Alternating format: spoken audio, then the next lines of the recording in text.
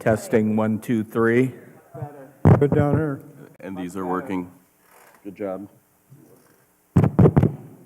Okay, at this time, I'll call finance to order. First item on the agenda is the matter of approval of the November 25th, 2024 finance meeting minutes as circulated. Can I get a motion? So moved. Motion's been made.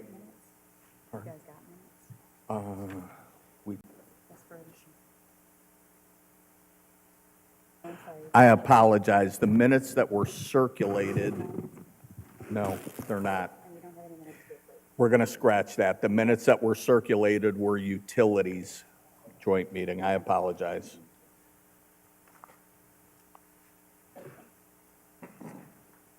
Number 2 on the agenda, the matter of final amendments, 2024 permanent appropriations. Director Pileski.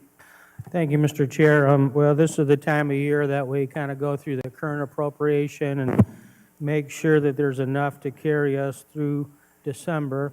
We still have one more payroll to post, which will be in a week from this Friday. So basically, if you go to the very last page of your handout, I did send this over to the council clerk's office last week some point in time. So the additions are in green and the deductions are in red. So if you look at the very bottom line, total all funds, we're adding a total of $2,478,826 and deducting $1,984,702. So if you go right above to that $300,000 under the employees' health insurance fund on the same page, that's more than half of the difference right there. And then on page 8, right in the middle, the police levy fund, we're adding $220,000, but not able to reduce anything within that department. And I think what happened there is we had 5 different pools of money to pay police in 2024. We had the general fund, the 2016 0.5% income tax fund, the police levy fund. We had the ARPA money that came directly to us from the U.S. Treasury, and we had ARPA money that came from the state that was specifically used to hire new police. So we had 5 pools of money that we paid police out of, and I think when they did the police levy budget, they just shortchanged it a little bit because we had people going here, going there. So everything else in between, I mean, we can go through all this, but it's basically moving money from one major account to another within each department. I would say that maybe the wastewater fund, there were some changes that I had to make.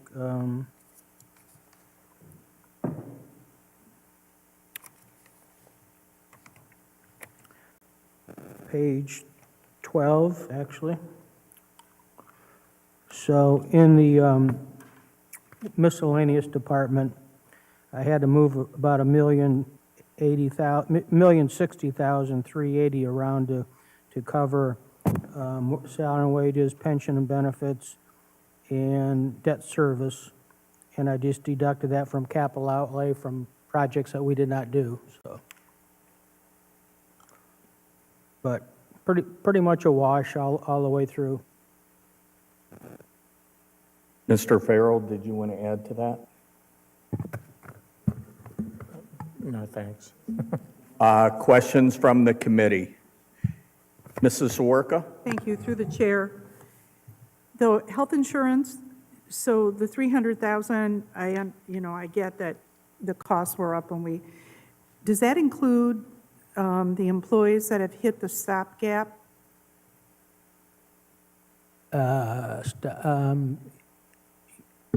Yes. So we have enough to, I just want to make sure that we have enough to get us through December because we're getting close to using it all up, but I just threw an extra 300,000 to make sure the claims in the last week are covered. Okay. Because I don't want to go over the appropriation amount. But that would include, so if you hit the stopgap, then our stopgap insurance, no, it does not cover stopgap. It wouldn't have to. Okay. Yeah.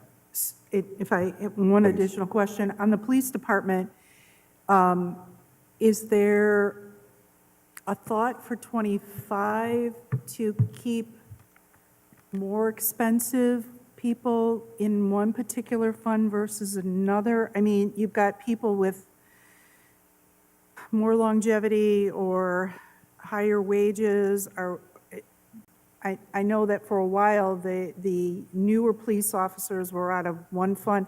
Is there any thought for '25 on how you're going to parse that out? Well, currently, we take the lowest 10 in seniority, and they come out of the 2016 half% income tax fund.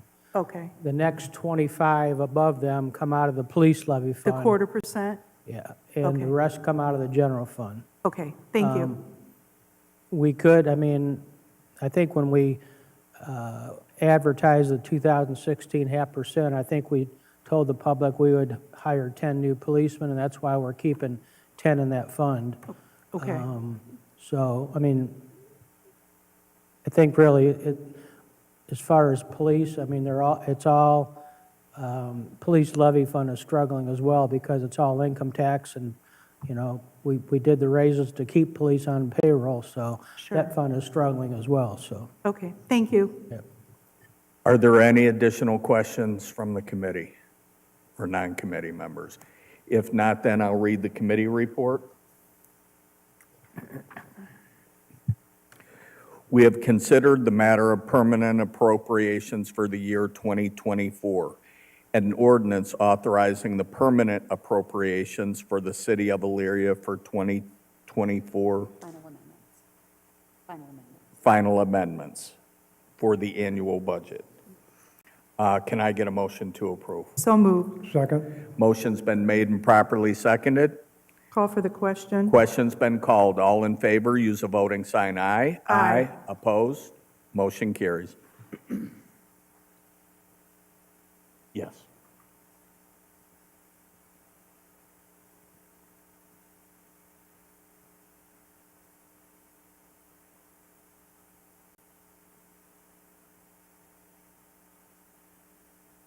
And I apologize, Reagan is not here tonight. Please keep her in your prayers. Mike is here to help out.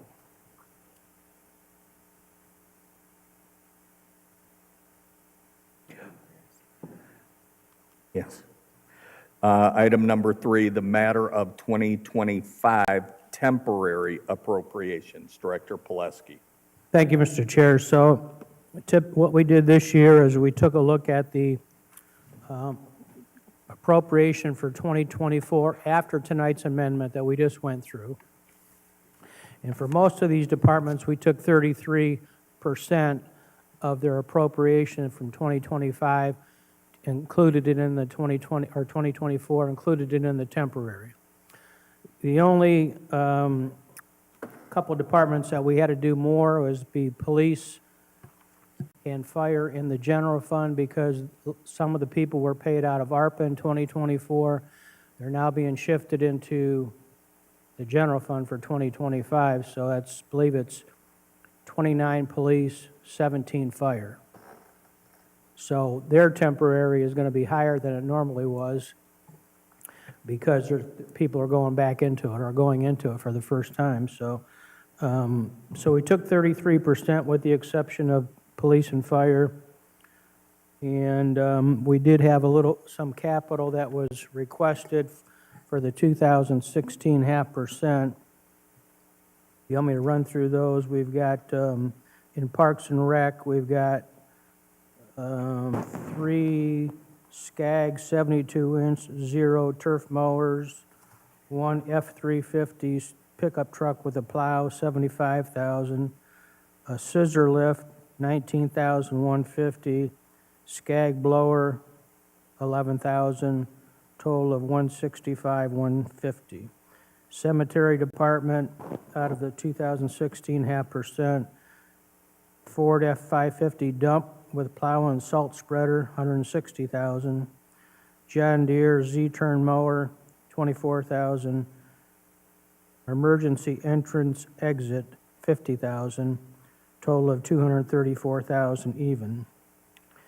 In the street department, a crack sealer for $90,000, and 2 F-350 pickup trucks with snow plows, $150,000, total of $240,000. And in the building department, 1 Ford Escape for $35,000. And in buildings and lands, continued building maintenance and renovations of city buildings, $525,850. So the total capital requested for the temporary, then of course it will become the permanent, is $1,200,000. That does not include, obviously, Parks and Recreation, because they have their own capital funding, because they have their own department in the 2016 half% income tax. Those that I just mentioned are coming out of Capital Needs Department.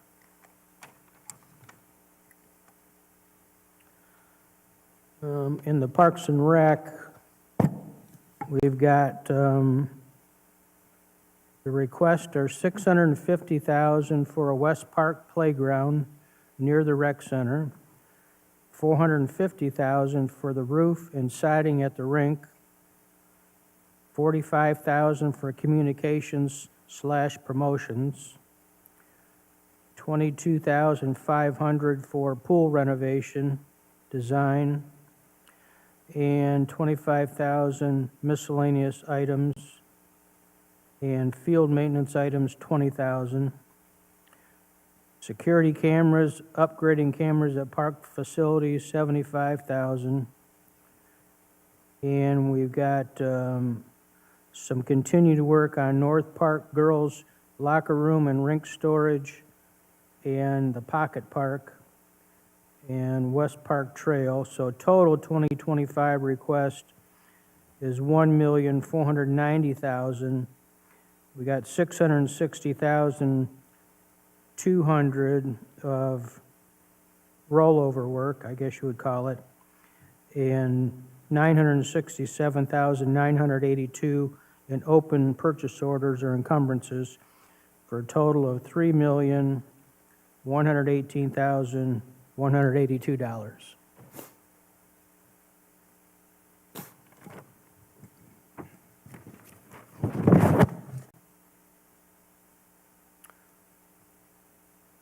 And would you like to hear about the wastewater and water projects? Here's So- a, can I jump in with a question real quick? Sure. For 2025. It's my understanding that we have an extra pay period also in 2025. Is that accurate? 2026. Oops, okay, all right. When that 26. happens, do you appropriate for that during the full course of the year? Like this is, I don't want to say partial year, but in '24, you're forecasting the first part of '25. Will you do will you do full year in '25 for that extra pay in '26? It'll be in the 2026 appropriation. But not at the end of 2025. We won't, it won't go in as like a line item as an No. additional expense? No. It'll be in the 2026 permanent appropriation, and it'll be the 27th pay of the year, so it'll be very close to the end of the year. Happens every 11 years, I believe it is. So that's going to be an issue with moving all these people from the ARPA fund into the general fund is going to be an issue for 2025 and beyond. In 2026, one payroll in the general fund is going to be, with benefits, probably 1.4, 1.5 million in addition to what we normally appropriate, so. So that it's roughly 3.5% of the total labor budget for the year, that 27th pay. Yeah, that'd be about right. So, Okay. So I didn't mean to cut you off. That's You can okay. continue. yeah. But that is something that we got to keep in mind as we move forward. I mean, we may have to find other ways to start, because we build up, I mean, as of today, there's 16 million in cash in the general fund, but when we move 20 27 police and 17 To firefighters, the that's close to general. $5 million in cost per year. So, you know, that cash balance is going to be eroded rather quickly. Quick. Yeah. Okay. In the temporary for engineering, they've requested $2,650,000 for lateral rehabilitation work, sewer repair outside of the repair contract, emergency sanitary and storm repairs, and a change order on East Side Relief Sewer 1D and 2N. And Lowell Street Sanitary Sewer Extension, that's the big one for $1.7 million. So $1.7 million of the $2,650,000 requested in the temporary for sanitation for wastewater is the Lowell Street extension. In the water miscellaneous, they've got for the temporary $1.2 million for water tower improvements on Murray Ridge, $1 million for Gulf Road water main replacement, $250,000 for water treatment improvements, more specifically the loading dock on Clearwell hatches, and $150,000 for water lateral replacement. Stormwater construction projects, ditch culvert cleaning in various locations, $200,000, lateral rehabilitation, $50,000, emergency repair, $30,000. So those are all the items engineering requested for the temporary. With that, I'll answer any questions you might have. I know we were kind of late getting this particular exhibit out, but, you know, we had to wait, we were waiting for all the departments to come in with all their requests in the temporary. I think actually we got one in at 5 o'clock maybe this afternoon. I don't think we got that in, so might have to address that at a later time. Mrs. Sawerka. Thank you, through the chair. So the paper that we have in front of us, it says 2025 issue 6 funding request is for the temporary or the permanent? For the capital, that's for the temporary and the permanent. It becomes part of the permanent. Right, but these items are all going to be purchased in the first quarter. Yeah, that's the idea, yeah. Okay, and the recreation expenditures are 3.1 million for improvements to various parks and so forth. Can we get that breakdown? Because we didn't get that. I mean, you read it off, but at some point, could we get that? Sure. Specifically on We just actually got this today, I think. Okay. Specifically on the list here of things you're ordering, are these trucks, are these 4-person or 2-person trucks? Are these quad cabs or are these? I'm Through just you, curious. Mr. Chairman, the 550 would be a dual cab, and the 350s would be set up for 2 personnel because they're plows, Okay, secondary. And we're taking, I think, 3 vehicles out of service. thank you. And if I could continue, Please. can we get a breakdown, not right now, but at some point, could we get a breakdown of what the continued building maintenance and renovations of city buildings is? That totals the 525,850? Yes, so in a nutshell, through you, Mr. Chairman, we took the numbers of the things above that. We know we get average of $1.2 million a year and deducted that at 5.25, but that includes, we'll get you a breakdown of it, but I know part of it includes design of a potential fire station. It includes the design of an addition at Station 4, some work at Station 1, as well as work here at City Hall, the Police Department, Muni Court, and some of our other public buildings. But we can get you a definite breakdown on that, sure. Thank you. And just one additional question for the finance director. When we get the budget early in the year, could we get a listing of employees, counts, FTEs with that budget by department? Yeah. Previous maybe 1 or 2 years, and then current FTE count for 25? Yep, I think that would be very helpful to you and to the public when it comes down to just how the general fund sets up. I mean, well over half the employees are in 2 departments, you know. Right. Thank you. Mrs. Mitchell? Thank you, Mr. Chair, through you. The $600,000 that's going to the West Park Playground, it's my understanding that that's a grant. Is that not correct? Through you, Mr. Chairman, it is a portion of a grant. That playground, if you remember, we were talking about that, that is going to be handicap accessible for Yes. all children.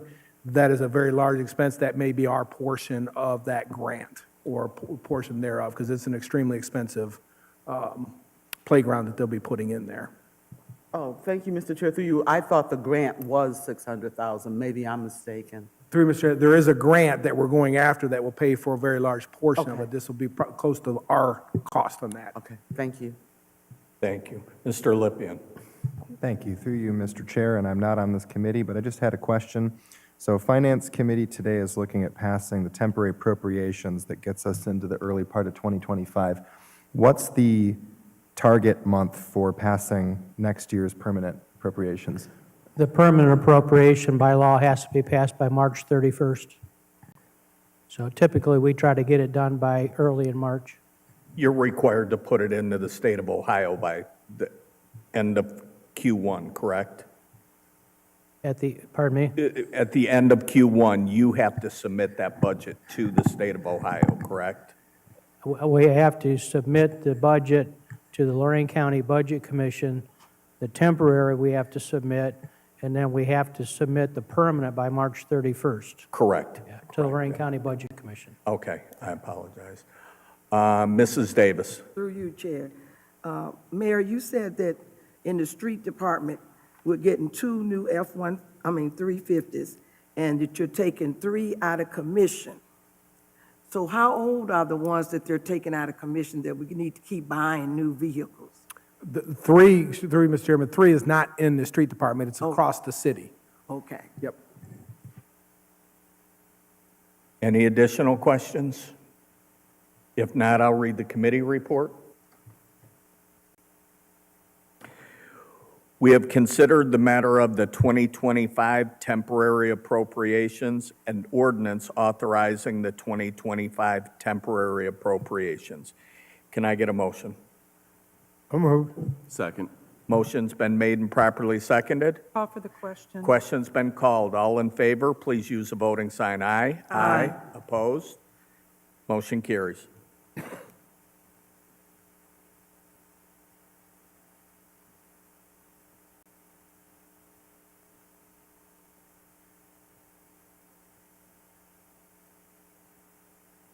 Next item on the agenda, number 4, the matter of the 2016 0.5% income tax renewal. Law Director Deary.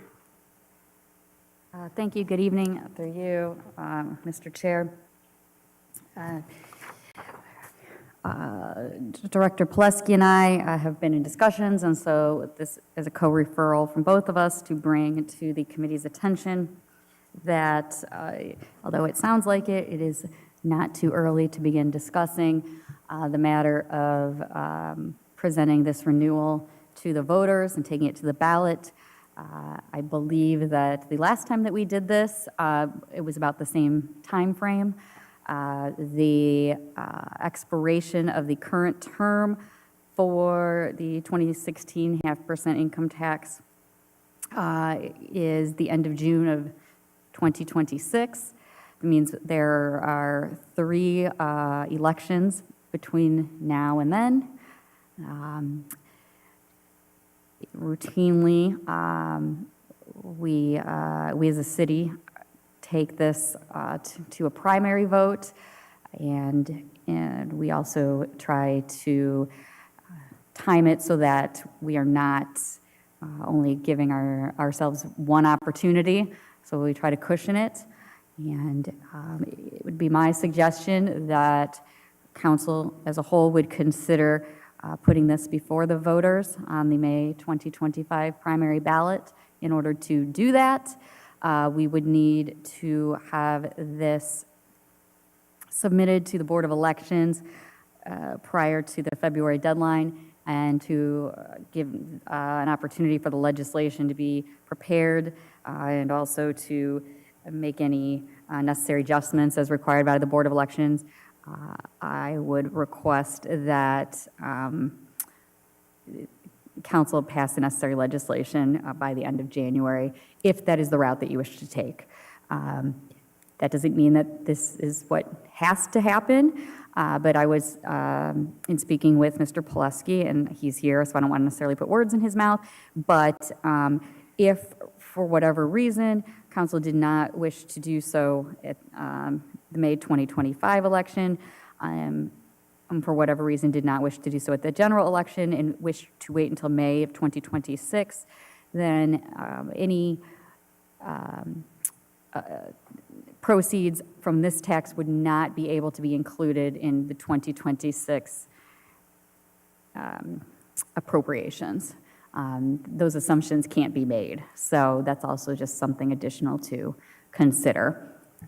So that's where we are, and that's why we're doing an awful lot of talk about money tonight. So that was not the intent, so I assure you. I wholeheartedly support this, and I think we should move forward as soon as possible, get as much information to the voters. The city has done a great job, in my opinion, of advertising the work of Issue 6 where it's been done. But are there any questions from the committee or non-committee members on this? Mrs. Sawerka. Thank you, through the chair. Are there any dollars available in the levy campaigns left over? Through you, Mr. Chair, I believe there's maybe like $2,800, somewhere in that vicinity.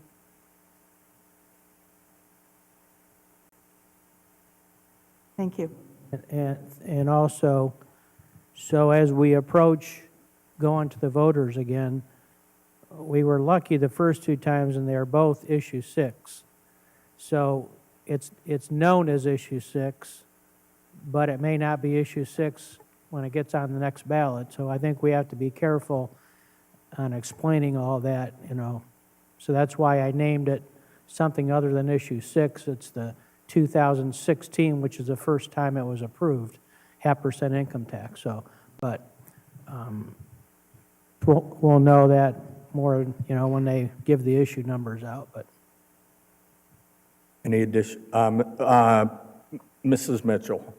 Thank you, Mr. Chair, through you. You all know that I'm a big proponent of Issue 6. We get streets done. We get a lot of streets done because of Issue 6. So I am more than willing to help work on that campaign. So, thank you.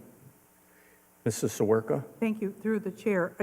It's not noted on here as a temporary income tax, so we would just need to make sure that on the referral, right? Yeah, It's a temporary, it's a so that would need 5-year. to be on the referral. yeah, it's a 5-year, 0.5%, 5-year temporary. Temporary, thank you. Any additional questions? If not, I will read the committee report.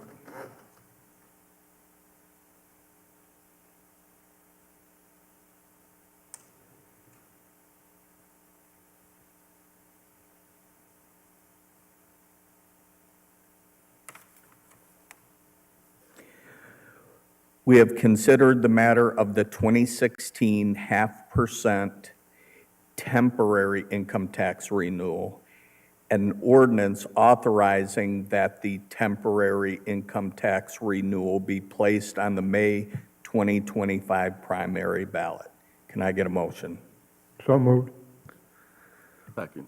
Motion's been made and properly seconded. Question. Question's been called. All in favor, please use the voting sign aye. Aye. Opposed? Motion carries. Mr. Snyder, did you have a question? Yes. Okay.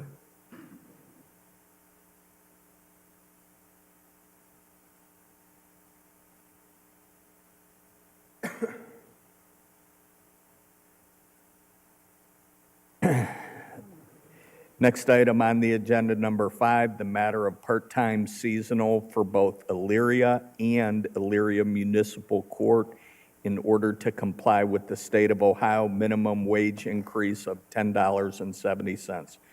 Director Farrell. Thank you, Chair. This is somewhat of an annual exercise now, and it affects a number of part-time, mostly Parks and Rec personnel, but there's a few that are on the Muni Court exhibit as well. So just asking for to the minimum, and then there's incremental steps in a lot of these positions that. Any questions regarding the minimum wage change? If not, I'll read the committee report. We have considered the matter of amending the salary ordinance for Muni Court part-time employees. Excuse me, we need to make a change to this. Mike forgot to do it.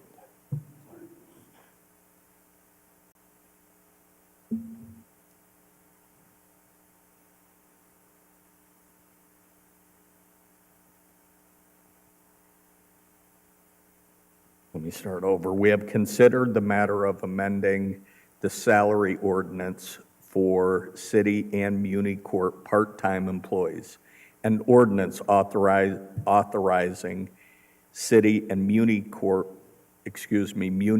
positions and city to incorporate changes to comply with the 2024 State of Ohio minimum wage rate of $10.70 per hour.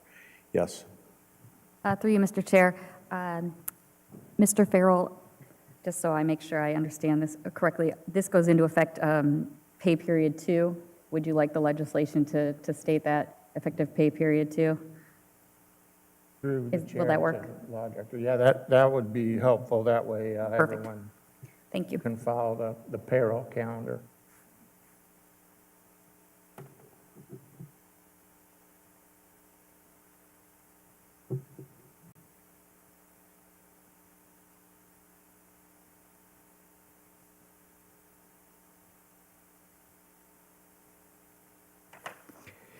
This will be effective pay period number 2 of 2025.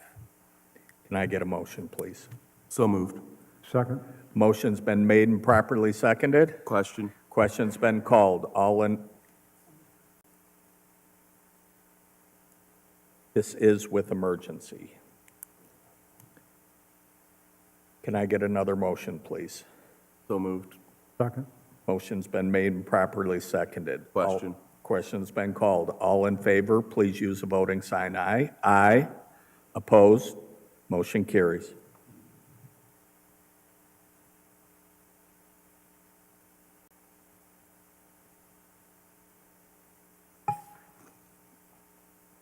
I didn't write emergency.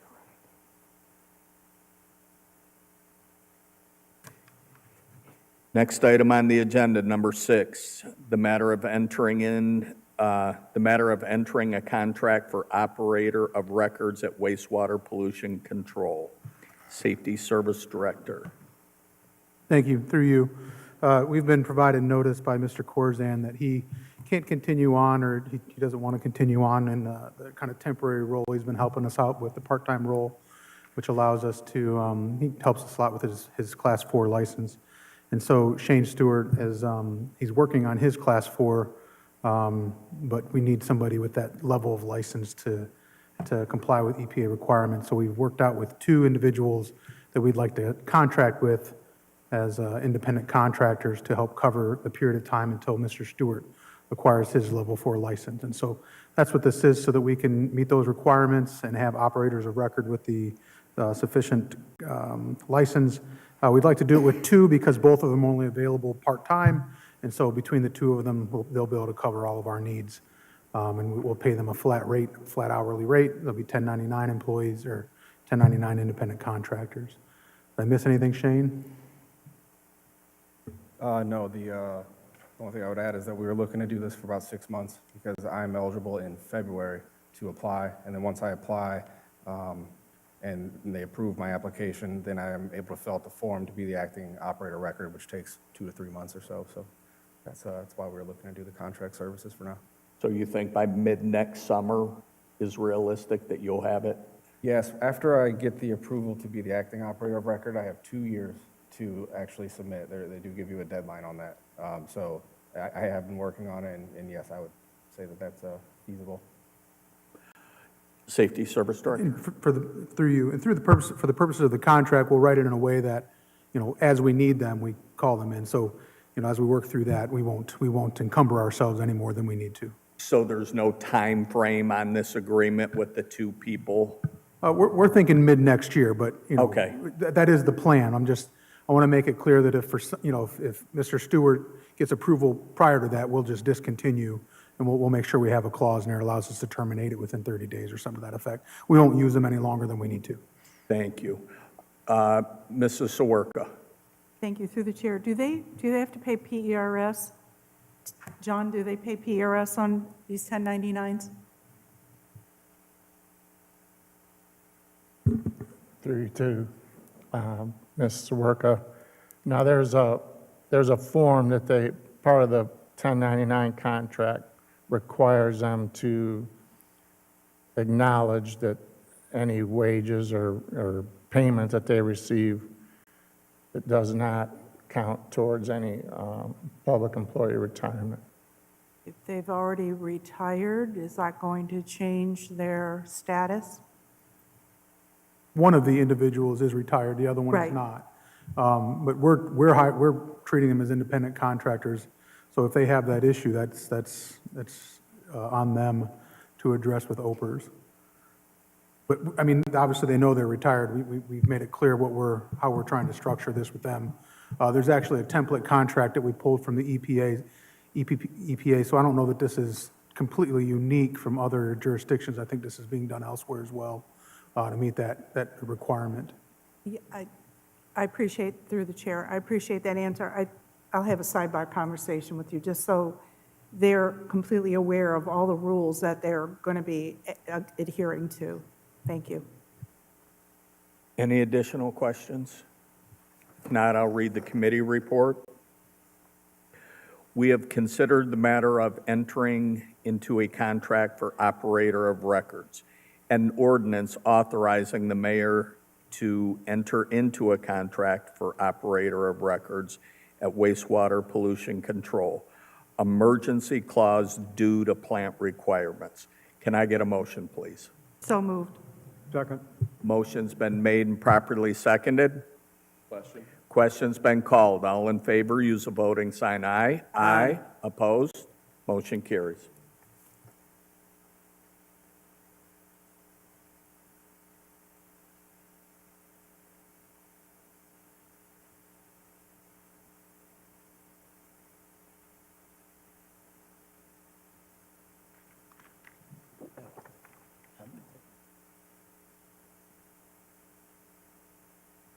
Mike had some spelling mistakes on that I had to correct.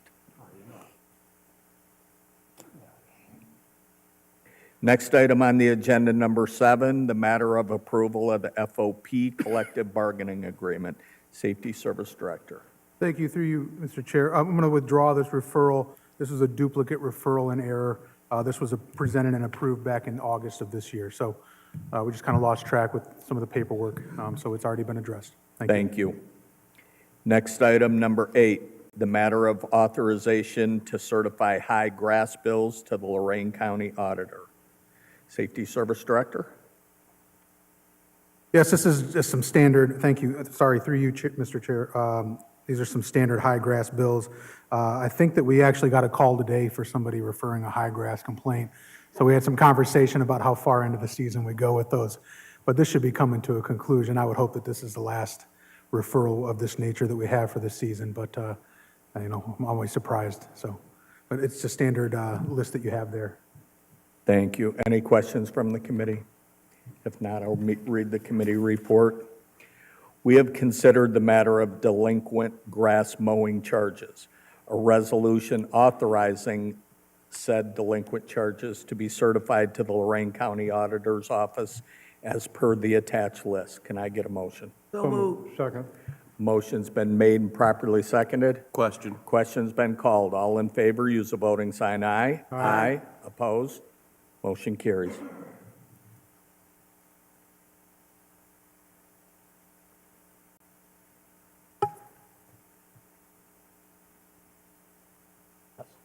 That's how it was.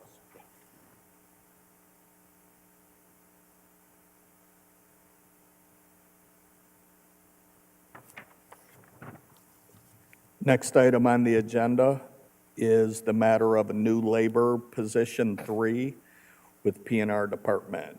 Director Farrell.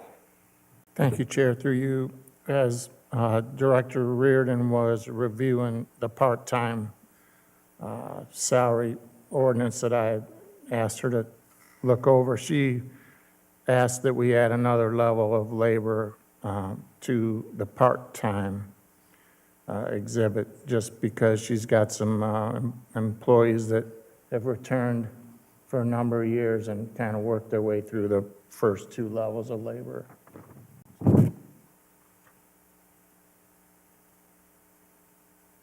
Excuse me, questions from the committee?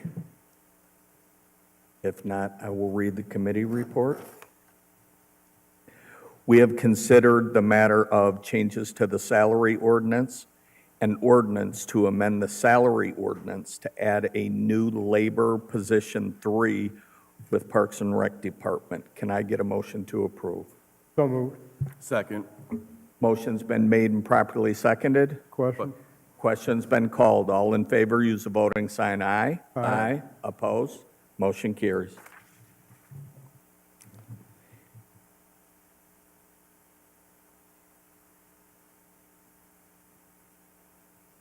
This should have been emergency. Does the motion concur?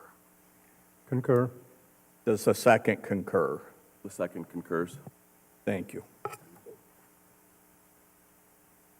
And at this time, I set it for 6:30. We went a little bit past. Could we take a 5-minute break, and then we'll go into joint? Is that okay with everyone? Okay, we'll reconvene at, we'll call it 12 minutes to 7. Thank you.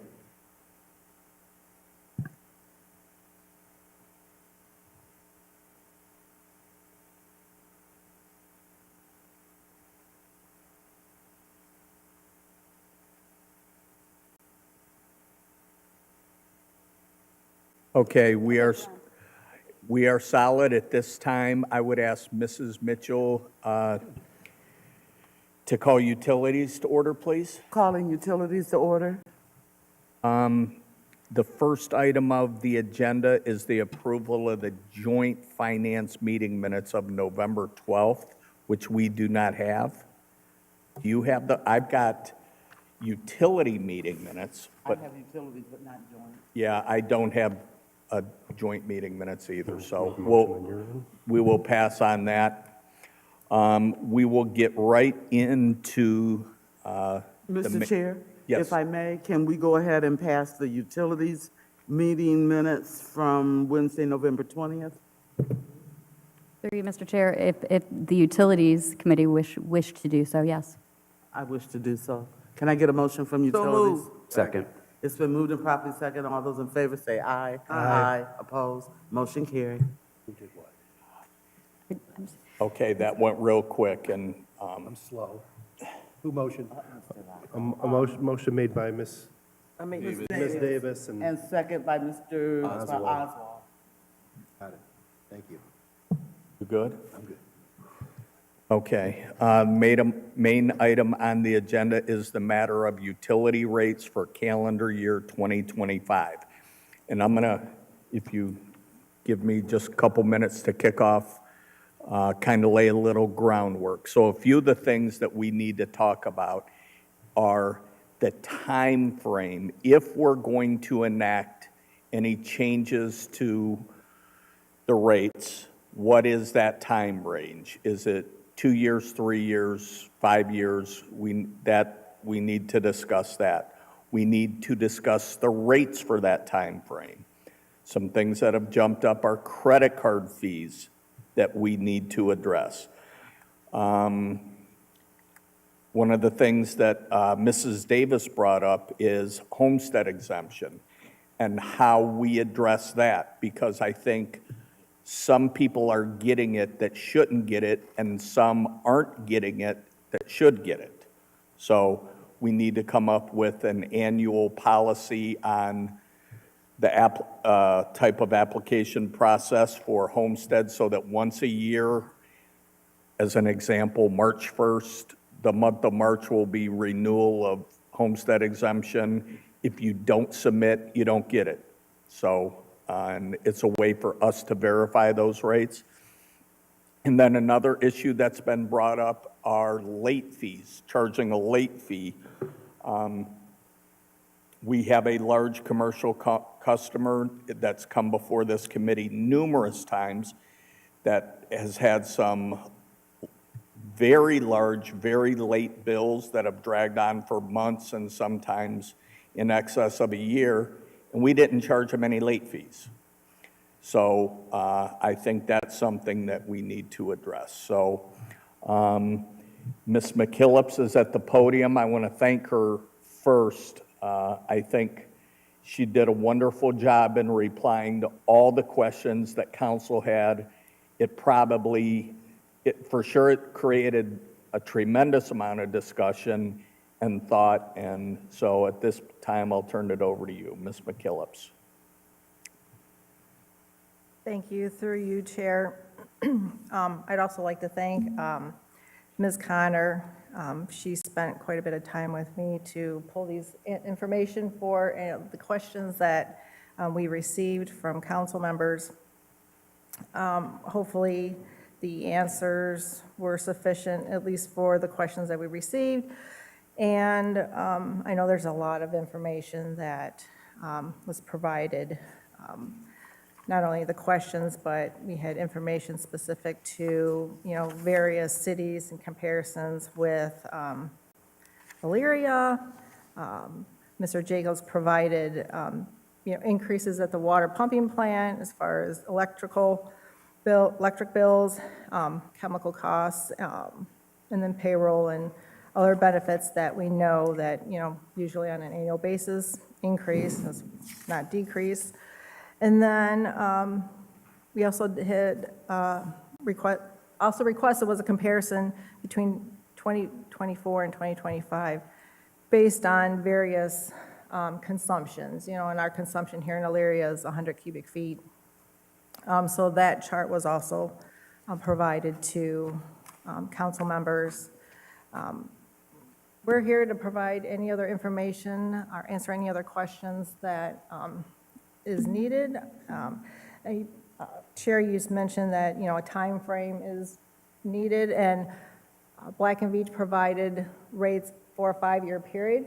But again, that's just looking at 5 years. I mean, it'll be up to your pleasure as to how many years or, you'd like to get put through this. Thank you. We have a fairly new administration that's now leading the city, and there's been some extremely creative ideas that have come from the administration, and they're in the middle right now of some of their first negotiations. So, Mayor Brubaker, if you'd like to give a few words, please. Sure, thank you, Mr. Chairman.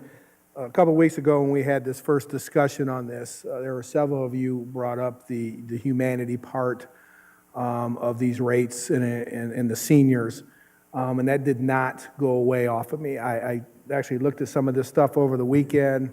I talked to many of you over the last 24 hours. I met with Ms. McKillips this evening. Obviously, I'm not a voter in this matter.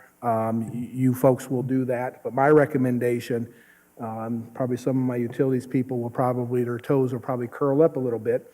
But my recommendation is that you consider a 2 or 3 year increase based on the numbers that have been given. My preference is 3 years. Leaving the water rate the same as been proposed, but suggesting that we reduce the sewer rate from 4.75 down to 3.75, and also leaving the homestead in that program as well. When I met with Ms. McKillips this evening and presented that to her, she thought that we could certainly do that at a 3.75% increase and allow the homestead for those folks that would fall into that, which would greatly benefit them. Over the last number of months, one of the things that I've noticed from folks is that, they talk about the sewer rates. The water rate is in there, but the sewer rates and where that comes from. Leaving the sanitation rate as recommended by the director at $5 over the next 3 years, each year for the next 3 years.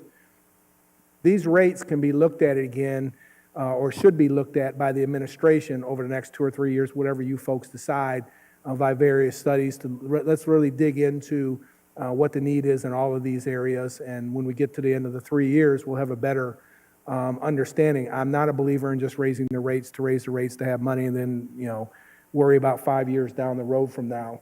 I think it's important for our residents to understand that there's been some compromise and there's been some thought given into them with the way the economy is and such, but I also understand that there's a great need in our utilities to do work. I mean, in our water, this is the primary thing. In our water, we have transmission lines. In the sewer side, you all know about the big dig, as Ms. McKillips calls it, that we've been dealing with for a number of years, and that project is not going away anytime soon, as well as some of the other issues. But that, again, gives us an opportunity to take a look at the big picture of this as a whole. I think the director was dealing with a couple studies from previous. I think Black and Veatch's study was from maybe a year plus or so ago. I'd really like to drill down into it, but I think 2 years obviously would be a good thing, but 3 years is more my recommendation based on versus the 5 years.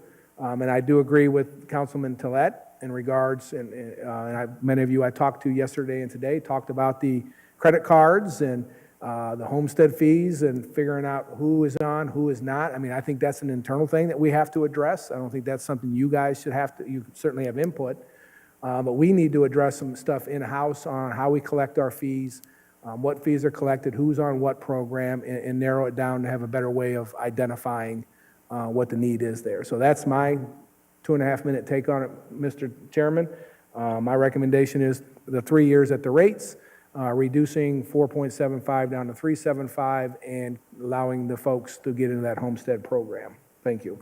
Thank you. I'm going to share with the committee, I reached out to Muni Court, who takes in a tremendous amount of money, different types of payments at Muni Court, and they farm out their credit card program 100%. And what they do, if Vic gets hit with a speeding ticket and he goes in and pays his speeding ticket with a credit card, he is charged 5%. And it's an outside firm that does that. 3.5% is the actual credit card fee that goes to either MasterCard or Visa. 1.5% goes to the transmission, the holding company, that then makes that deposit back to them daily. So there's actually 2 fees involved with that. Then they have another credit card fee when Vic calls in,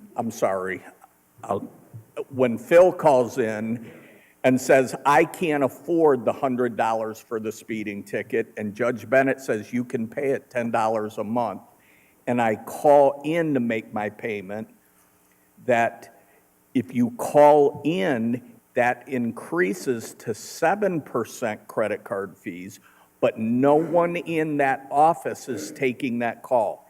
It's an outside live service that handles all that labor of Phil taking 30 minutes to decipher what is my credit card number, what is my expiration date, how much I want to pay each month.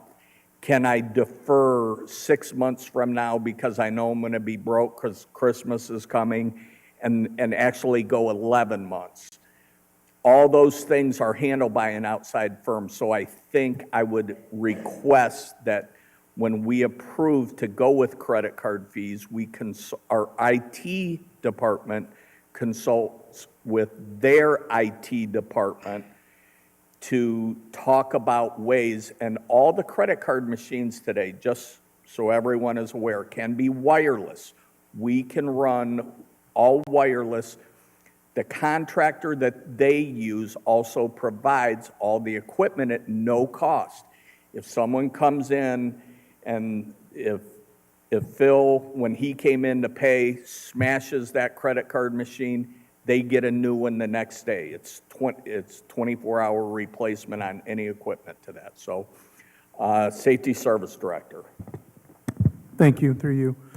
We looked at the credit card fee situation a few months back, and in utilities, I believe the rough estimate's about $275,000 a year is what we're paying for credit card fees. But the credit card fees are being paid in our Parks and Rec department, our building department, so I'd like to look at it across the board. We did look at the contract that we have with the current service provider. We do have the ability to shift those fees. I'm not sure of the duration of the contract or our ability to get out of it where we might be able to consider a different provider, but we would look at that. But just for background's sake, we are under contract with somebody. We could look at how we could make some adjustments and then look at maybe changing in the future if we decided to go a different route. But we do have some movement there to make some changes. I think that would be extremely beneficial to the city, because right now, we're losing on that. Then also look, and the law director brought up an issue about late fees, that we could enact that later on for customers that don't pay, when they go 30 days over without paying, that we could enact a 1.5% per month, similar to a credit card bill or other bills that we are not collecting a dime on right now. So I'll quit blabbing and I'll turn it over for questions. Mrs. Mitchell. When you spoke, thank you, Mr. Chair, through you, when you spoke with the person at Muni Court, did they mention how much this outside service charges them?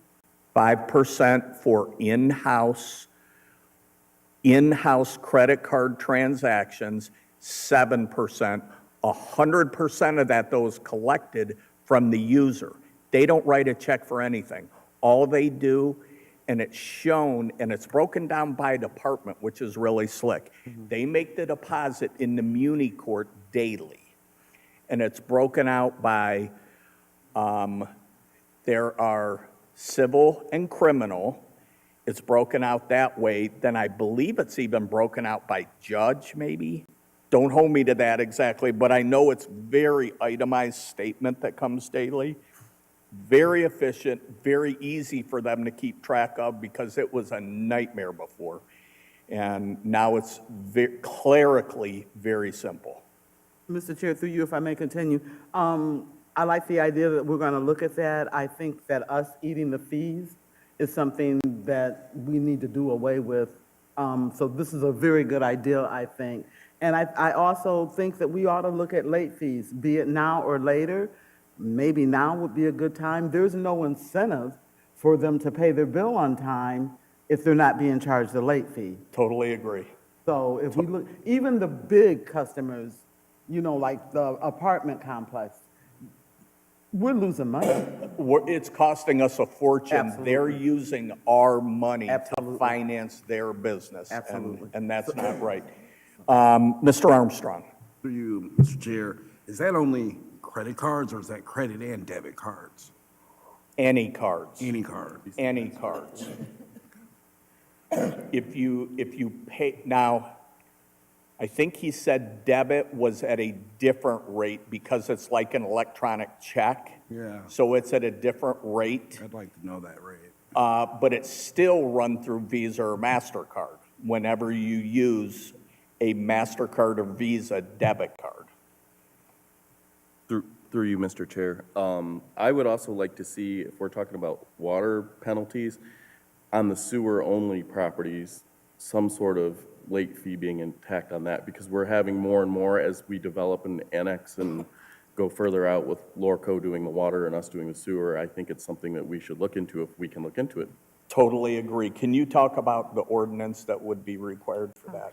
So through you, Mr. Chair, it would be a matter of the fee ordinance, but no, absolutely. It would be a late fee, and I'm just going to say generically, the umbrella of utility in general. So any combination thereof. Okay, thank you. Yes. Mrs. Sawerka.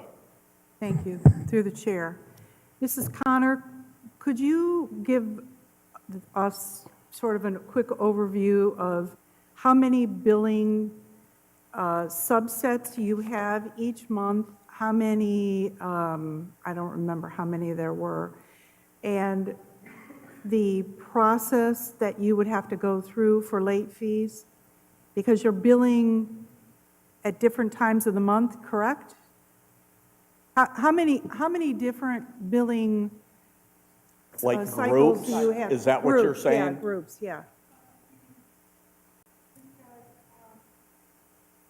So you'd have 9, through the chair, so there'd be 9 billing zones. You would have to figure out the late fee for each billing zone.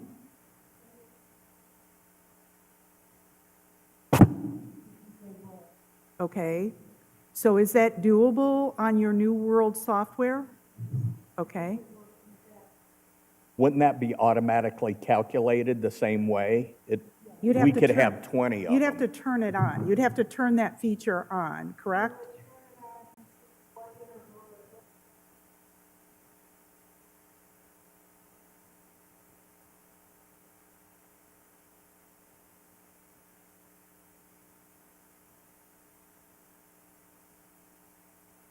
Through you, Mr. Chair, if I may, prior to me even bringing this up with the Utilities Chair and also President Stewart, I did pick Director, or the IT Director, Brian Rothgary's brain. I said, is this something, New World, quote unquote, does, as our system currently would stand? I said, would we be able to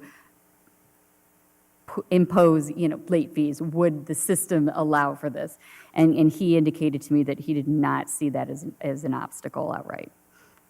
At least as far as I said, I don't obviously want to throw this out and have it not be a technical possibility. So we did have a brief conversation, and I did speak with Mrs. Connor as well about that.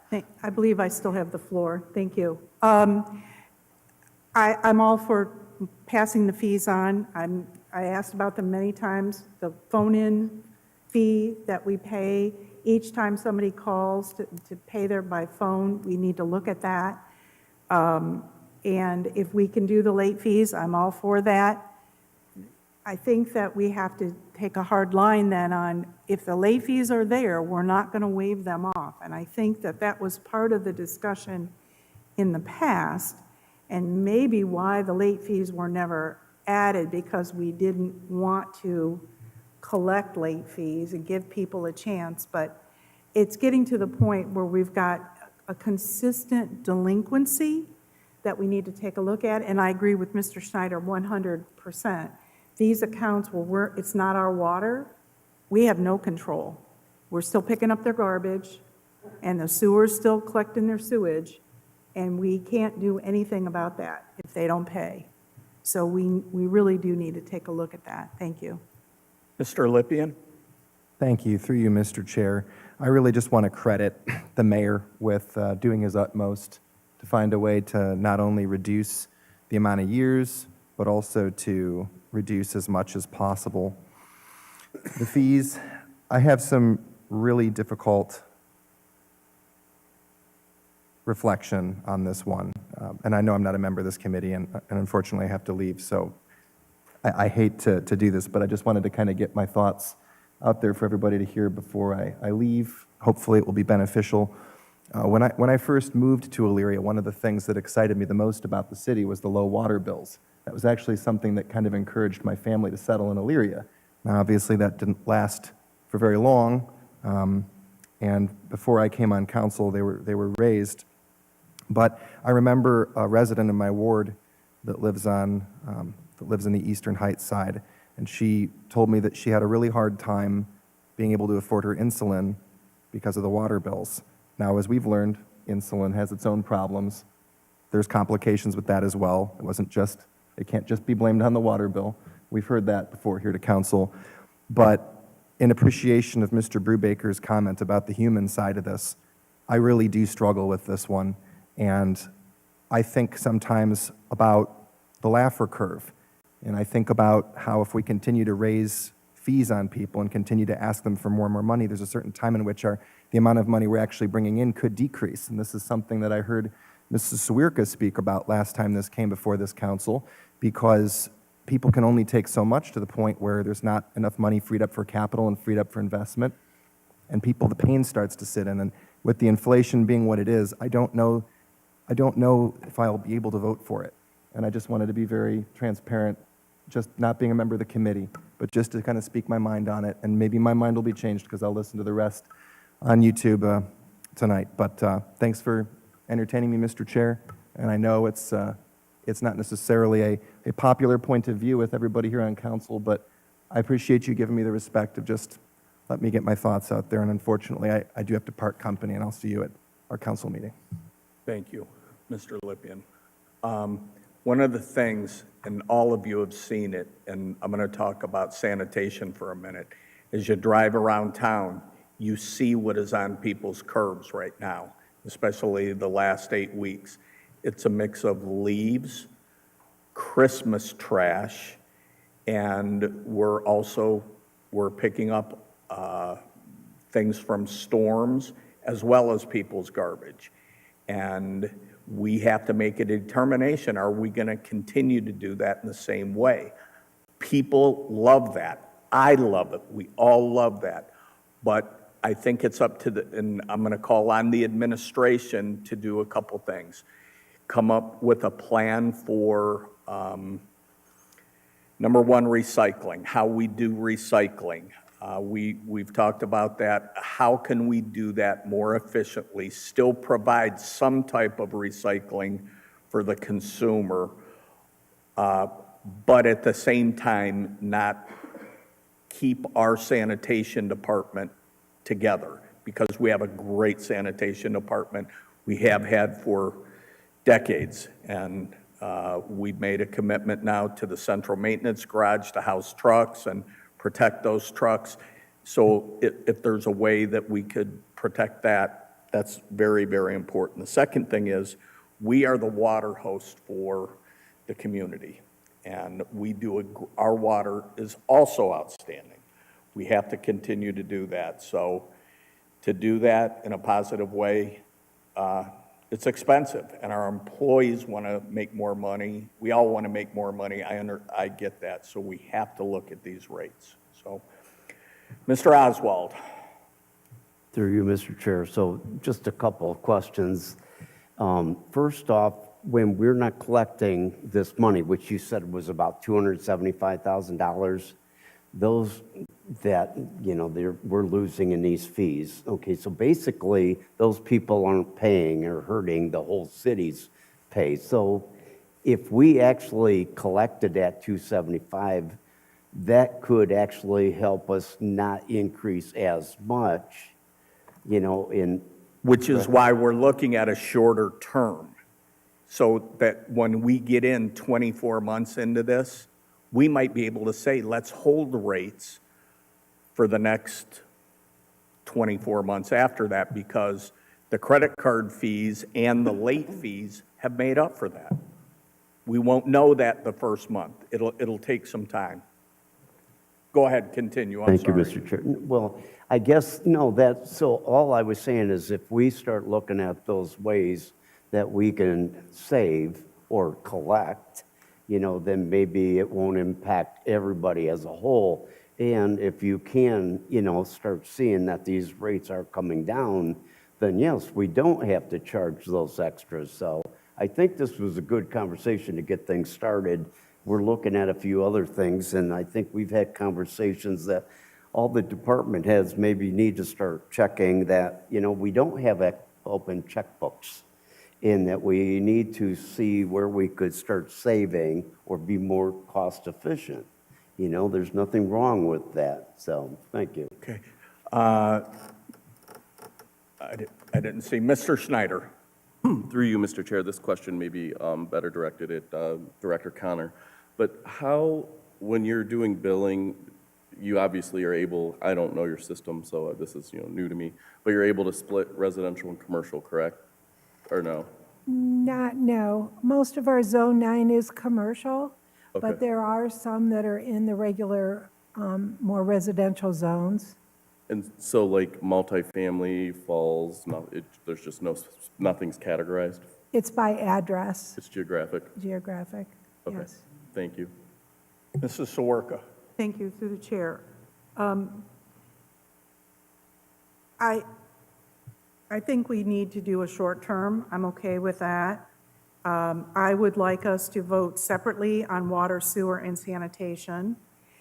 I have a specific question maybe for Ms. McKillips. This data, this Black and Veatch data is based on, I'm drilling down on the homestead of 2805 is this current number that's 12% of our accounts. When we do this scrub and we do this checking to make sure everybody's supposed to be on homestead or not supposed to be on homestead, what's somebody's best guess on how that changes that number?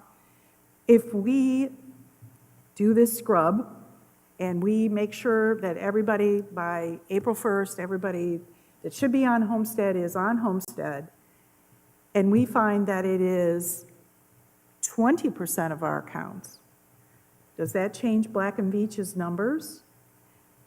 Or conversely, maybe it reduced, maybe we go down to 10% of our accounts. I think the shorter time frame allows for all of those things. My last, and I know that's kind of rhetorical, you can't answer it, but my other question is, the ratio between the homestead water, sewer, and sanitation, sewer's 30%, is water 30% reduced? And is sanitation 30% reduced as well? They're all 30% below the rate? Yes. Okay. Yes. Again, we need to make sure our records are appropriate. We need to move those service fees over. And I think once we do those two things, and if we're committed to those two things, it's really hard to argue that the chemical increases alone are significant, and the electricity cost for both plants is significant. And I think that people would understand that. So that's kind of where I stand on it. Again, I agree with Mrs. Sawerka. Electricity has gone through the roof, even with the solar that has been installed at our facilities. That's made a huge difference. We've done many savings things, but it's not enough to control the total cost. So, I'm sorry, Mr. Armstrong. Through you, Chair. I want to first off say thank you to Mayor Brubaker for the suggestion for the decrease to 3.75%. I do agree with that. I also agree strongly that it should be 2, maybe 3 years, definitely. To Mrs. Sawerka's point, I too have a lot of residents that are using the rural water, so we do need some accountability just in case they say, hey, you know what? I'm gonna just not pay it. So we definitely do need that.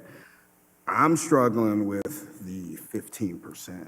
I would like to see something a little lower than that because there are a lot of struggling families in Elyria, and I don't want to be part of the harder blow to their finances. So I think maybe we should just look at, I don't know, something just a little above 10% at this time, because with the 2 or 3 years, we can really see if we really did need that 15% increase.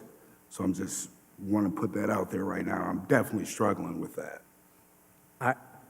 Me personally, I would be more inclined to go with the 15% and stop it at 2 years and look at it at 2. In the long, just thinking, if all of us do our jobs efficiently, at the end of 2 years, we might be able to cut it back to 6 at that point. Does that make sense? Would everybody, is it kind of the feel that 2 years? I agree with the shorter term than do an evaluation, give the administration a little bit of time. Is that kind of a feel? Mr. Schneider? I agree with, through you, Mr. Chair, I agree with that comment. And also, we have a lot of new growth happening that in 2 years, we will have many more accounts associated with the growth that's going on that we're approving right now. So we'll need to look at it as a whole again. Mayor? I know you said 3 was but can you live with 2? I have no problem living with 2. I think the comments were, through you, Mr. Chairman, are adequate. I think they make sense. Just keep in mind that, to start this study, we're looking at, late next year to get the study done and start to do that and look at all these aspects and incorporate some of the things that council members that brought up that fall on the administration or on the operations side of things. So, yeah, I'm fine with that. Some things, though, that could go in right away are credit card fees could come before council early in the year through an ordinance, as well as late fees. And we would have several months then of how much that is improving the budget. Sure. Do you agree? Mr. Oswald.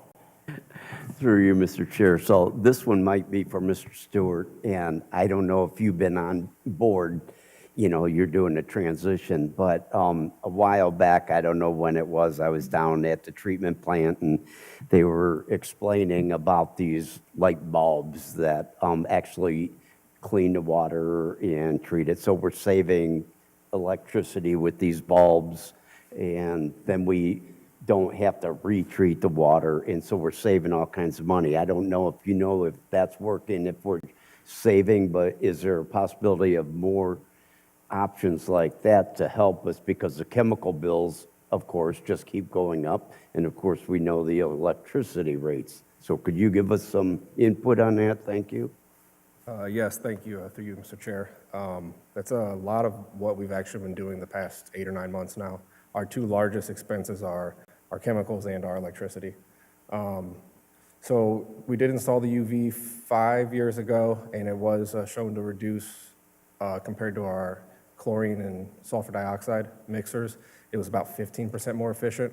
We're doing an energy master plan and a study, so we've upgraded almost about 75% of the buildings with LED lights, and now we're looking at proximity sensors.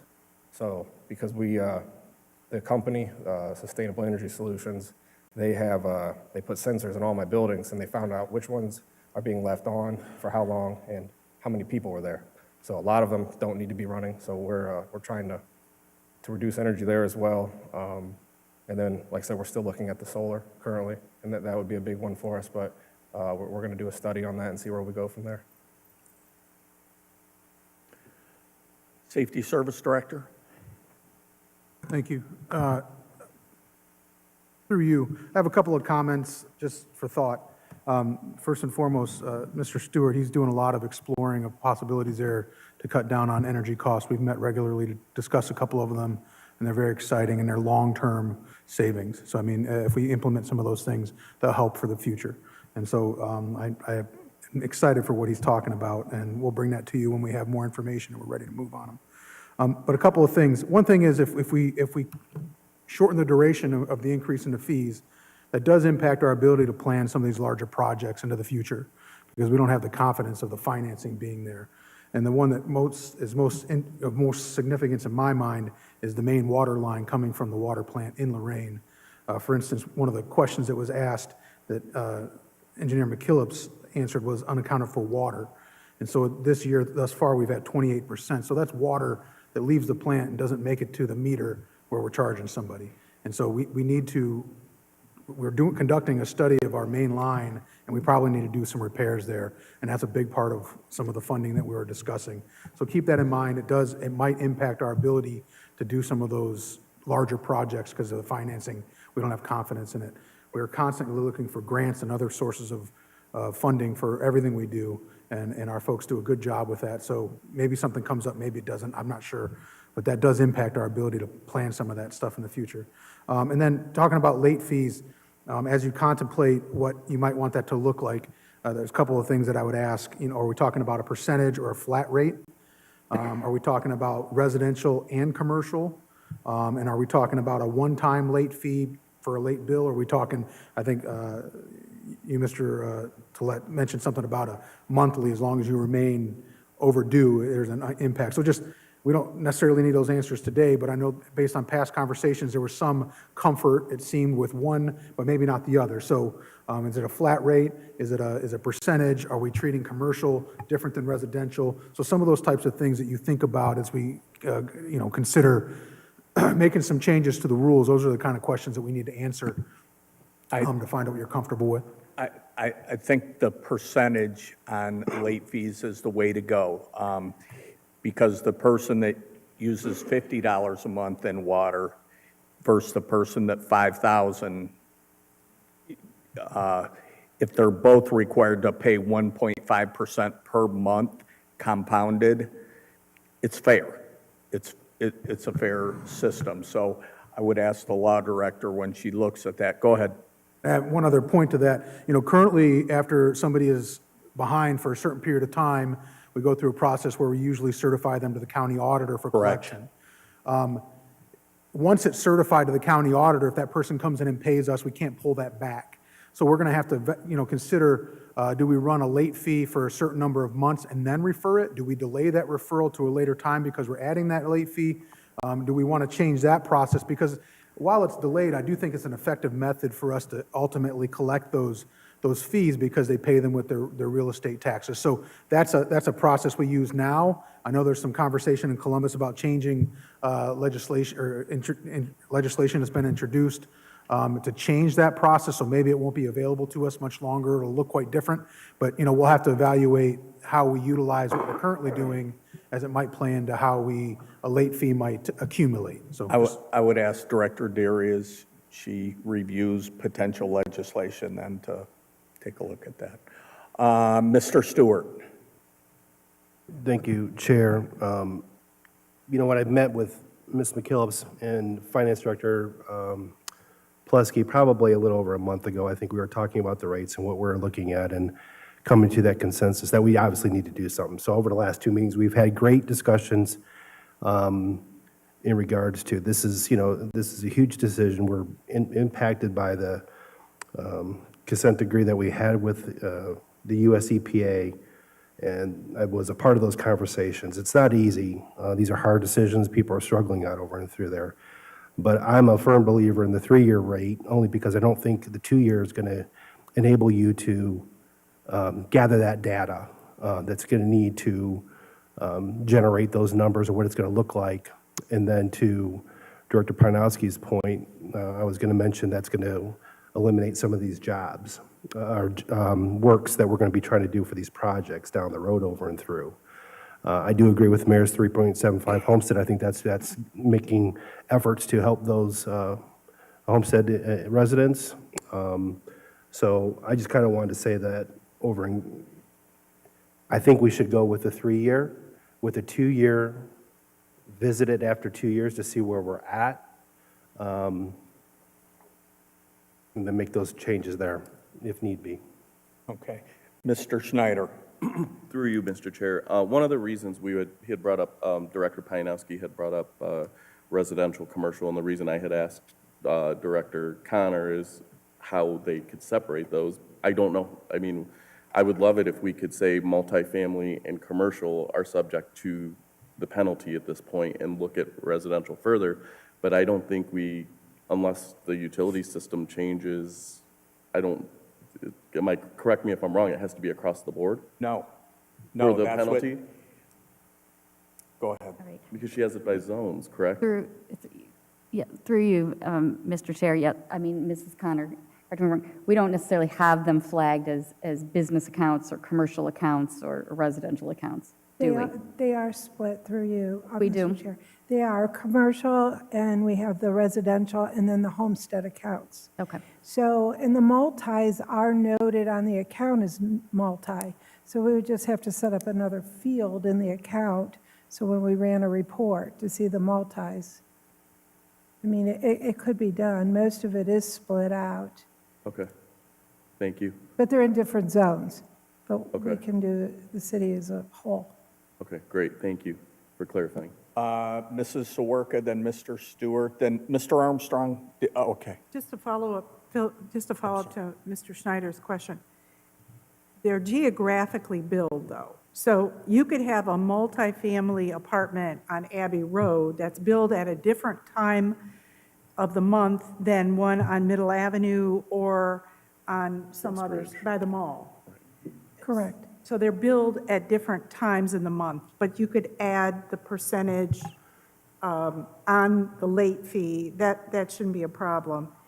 Could we get some clarification? I just want to make sure I'm following the percentage. We don't have a document in front of us that is the mayor's suggested number, or is that the one that's dated 12/4 that we have? I just want to make sure, because we had multiple exhibits here. Through you, Mr. Chairman, Ms. Swerker, you are correct, because that conversation was held over the last 18 hours.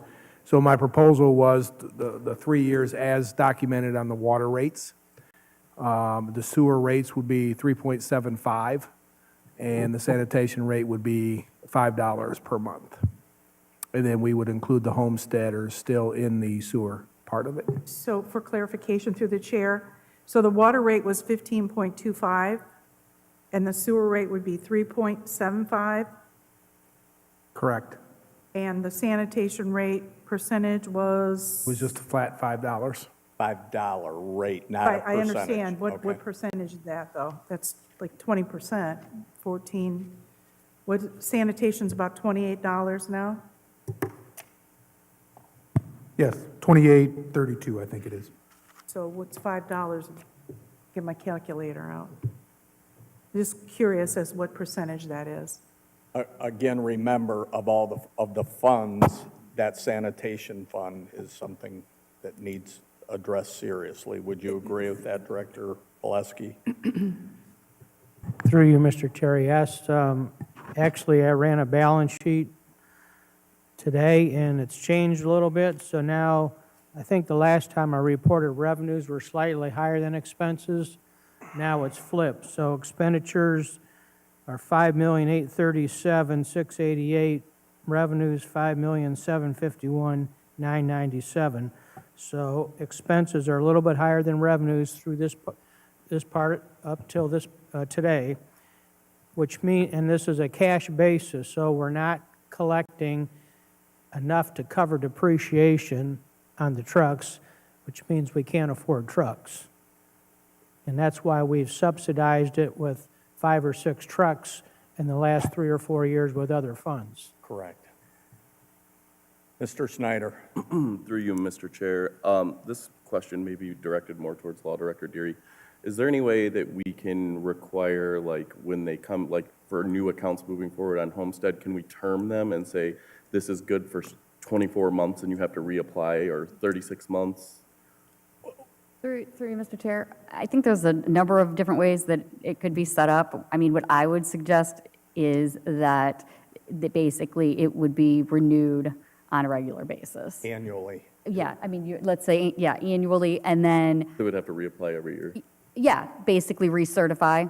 And again, as we said, like, let's just say, sake of example, March is Homestead re-up month, I mean, and then you show what you need, and if you want to continue it, and, hand in hand, I would suggest there'd be education on part of Utilities Department in the city to encourage people who may not know about the program, so make sure that the people who actually who do qualify are on it, and yet at the same time, people who don't qualify are not getting it. I mean, we all hear the stories, I've seen some of them firsthand, where people are still on accounts of their relatives, and you know what, as long as it gets paid, we don't necessarily know the difference, but that would be one way to sort that all out.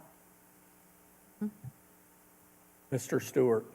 Yeah, this is just a comment more on to piggyback on Mr. Schneider, Ms. Swerka's in regards to geographically the zoning and everything like that for the residential and multifamilies.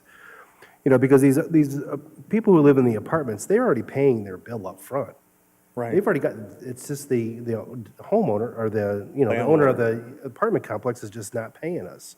So I would strongly suggest whatever the maximum that we can for these penalties to set the tone for these, apartment owners. Because it's not fair.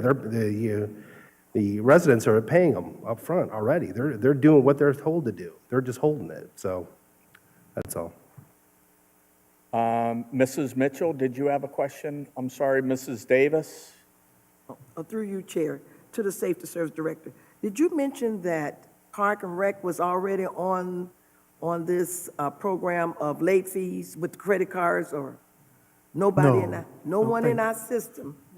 Not that I'm aware of. Through you, Mr. Chair, my point was that I believe we're covering those fees on all the departments, so it's not just in the utilities. So if we were to make that change, I would look to make it throughout. So Parks and Rec, for example, if somebody's signing up a child for a program over the, our building department, I think sometimes people come to finance to pay some of their things. It might be for another department, but I would look for an across-the-board change. So building department, when people go to get, exactly, it's huge. We're eating those fees. Yes, and through you, Chair, I agree. You can't even go to the restaurant today, and there's a fee on there for using your credit card or paying cash. So we're so out of tune Correct, that we have to come up to the 20th century. correct. So, 21st. well, 21st century, I agree. So, yeah, I'm really behind. 21st century. So I agree that, in 3 years, see, I'm a long-term person. We coming up to elections, and if we want to implement something, if we don't give ourselves enough time to get it going, 3 years to 5 years, because see, I would say 4. But anyway, I'm agreeing with 3 years so we can move forward and see even if we're not in the office, that it'll be implemented for a couple of years after we're gone or whatever happens, so that we can see that some progress is being made, that we're coming into the 21st century. You swayed me. Mr. Oswald. Through you, Mr. Chair. So I thought I'd get Mr. Jacobs to get involved. If you could come to the podium, please. So I think the comment was made, we're losing, 20-some% of our water from Lorraine by the time it comes into Elyria, and we know that the lines are in bad shape. Have they been addressed? Have they sent drones down through them? Or are you in the process right now of seeing how bad those are? That's my first question. Through you, Mr. Chair, we're in the process of finalizing a transmission line study from the water plant to 254. Okay. They're finalizing the plans. As Kathy said, we should know beginning of the year how bad the big main is, the 48-inch. And my experience is telling me 1 million to 1.5 million a day we're losing on the 3 transmission lines. Because we take what I bill or what I pump from the plant that's metered, compared to what Debbie bills. We get the bills every month. We know how much she billed, how much I pumped. The difference is a % loss. We know how much water we use for flushing. We know how much water, the majority of the city buildings are metered, so we know what the people that don't pay, like the city buildings, are using. We know what wastewater uses at the plant, what their vac trucks use. And the difference is unaccounted for. The national average, I think Mrs. Swerk brought up, was around 15%, which is right. We're a lot higher, and a lot of cities are higher like that. Just one more, that one transmission line is 120 years old. That's leaving the plant, 120 years old. Safety Service Director. Quick question. Sam, can you clarify, you said 1 million to 1.5 million what? Gallons of water a day. All right, I want to make sure that was clear on the record. Thank you. Mr. Sarah. Through you, so you did answer one of my questions at the age of the transmission line. But it's important, I think, to note that the water that you're talking about, that 1.5 million, has already been treated and is drinkable water. It is, anything that leaves the plant through that high service and through the 3 lines is drinkable water. So that's all been treated and already money spent on that to make it All had ready. chemical, all the sludge taken out is drinkable water. Thank you. Mrs. Sawerka. Thank you. So I just want to, if I was at home watching this, the question I would be asking and asking everybody standing there is, okay, we're going to do this, we're going to change these fees, we're going to change how we bill, we're going to change these late fees. So we're going to need additional personnel to do this. I think that should be asked, and I think we should at least put that forward, because this is a major change in how this department has run for 60 years. If we're going to be adding people, we need to know that in order to have the late fees and the collection efforts and changing how we bill. So it's a philosophical question, I understand. Muni Court reduced their employment. Well, I would hope that we would follow suit, but I think that it's good to get it on the record that just in case we're going to be changing how we do this, we should at least have that honest discussion of whether we need more hands to do this. My other question, calculation, sanitation charging $5 more a month is 18% increase. I will not vote for it. Okay. I think that we need to do some other things. We need to look at the whole system of sanitation.